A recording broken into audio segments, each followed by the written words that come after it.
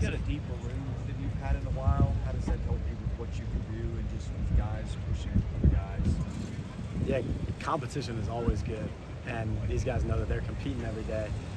The great part about this group is that there's a bunch of veterans now, so these are guys that have played since they were freshmen and sophomores and maybe experienced some growing pains those first couple of years, but all that's kind of paying off now. So the juniors, the seniors especially, those guys take ownership, and we feel like the standard of our unit doesn't change whether you're number 1 or number 8 in the group. So the different skill sets too is awesome because each guy is a little bit different, and there's obviously versatility is at a premium at linebacker, so being able to cover, rush, run, stop, all that stuff. And I feel like all of our guys have good awareness in all those areas and good skill set in all those areas, but different guys having different skill sets, different body types definitely helps in certain personnel packages. So we're excited about unleashing everybody this year. Does that expand your ball sheet a little bit too? Yeah, I think so. Anytime that you have guys that can do multiple things in multiple personnel groups, you can start doing stuff in one personnel group that you normally wouldn't see because those guys are capable of doing that stuff. So that for sure helps. Yep. I know building up depth is something you guys have kind of put your mind to for a long time, especially defensively. How fulfilling is it to see it in your room? Yeah, it's cool. It's like I said, there's been a little bit of labor pains in the past to get to this point, but and it's a testament to all the guys that have stayed here. We've been able to retain a bunch of guys that I'm sure had opportunities elsewhere, and they're part of the brotherhood. They love it here, and they want to be part of this mission, to win. So it's been awesome to see that, and really from an individual standpoint, like each guy's been on a different progression line, and being able to see a guy go from maybe his first year never having played linebacker, and then all of a sudden now going into their 4th year, like they're ready to compete at a high level in the SEC. It's awesome to see. So,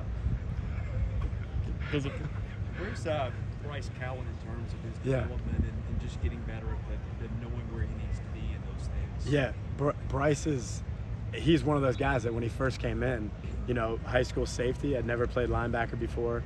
There's a run play and he's backing up. He just wasn't used to it, but his traits are excellent. He's big, he's athletic, he's physical, and just over the course of time, he's worked his butt off to become a dude, really. And we're so excited for that because he's gone from a guy who, hey, maybe baby steps, his freshman year, sophomore year, role on special teams, junior year, role on special teams, increased role on defense, and now it's time to unleash him fully on all aspects of the game. So I'm so excited for him because like I said, he's worked his butt off to get there. And there have been, minor setbacks along the way, but every time he's been backed into a corner, he's fought out of it. And that's a testament to him, that's a testament to his background. And that's what makes it really fun, is to see a guy like that, come to fruition, because that you've seen it in him from the beginning. It's just taken a little bit while to get it all out of him. But he's shown that he can be an impact, even his sophomore year, pick 6 against Auburn. Junior year, obviously the ST stuff, that play against LSU on kickoff, and then he had a few really good plays on defense as well. And now it's just a matter of being able to fully realize that production this year. Talk about the depth in the room. He feels like a guy that could have gone elsewhere and started. If he chose to do that, he stayed. Is that a guy you feel like maybe you got to be intentional with getting on the field with how many guys you've got, especially experienced ones? Yeah, and I think it's always, like I said, it's always a competition. So these guys are competing for reps. We're trying to get the best 11 out there. It's not about appeasing anybody or making anybody happy. But when you look at him, it's like, dude, how is he not going to get on the field? It's like that dude has a role in every personnel group. He can rush the passer. He can drop into coverage. He's a physical blitzer. So absolutely going to be looking for every opportunity to get him on the field. And these guys know, whether you're a starter, whether you're the 4th or 5th guy, we're always competing. So those roles are not set in stone. It doesn't matter what happened in the past. It doesn't matter what's going to happen. It'll always be fluid, and we'll always be, competing for that based on performance. What's the next step for Bryan Longwell? Bryan, another guy who played as a freshman and then obviously took great strides as a sophomore. Veteran guy now, leader. He has such a great instinct for the football. And there's a lot of stuff that certain guys you have to coach everything. Like you don't have to coach everything with Bryan because he has such a good feel, and that's due to him. You know, the work he did in high school, his background, all that stuff.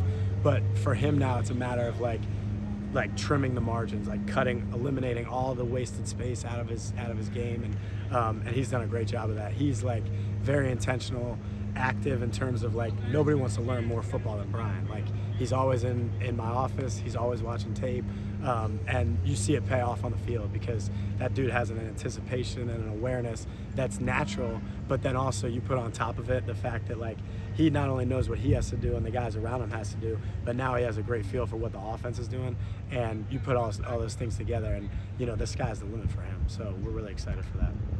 Nick Rinaldi, Yeah. and with the competition you've got, is he more like of a situational pass rush guy, or is he more of a well-rounded guy that can be on the field at any down? In the past, it's been more situational. His freshman and sophomore year, he's an every down player now, every down player. So that I have no hesitation about putting him on the field in any situation. His versatility in the past has been what's gotten him on the field because he has the pass rushing ability. He's super athletic, he can cover, but that dude has become a bona fide first and second down linebacker. So I don't care if it's, you know, 3rd and 1 and it's, you know, our heavy packages on the field, like he's going to be out there, he's going to be ready to make plays. So his role will not be limited to just those roles, you know, that he's had significant, you know, roles on in the past.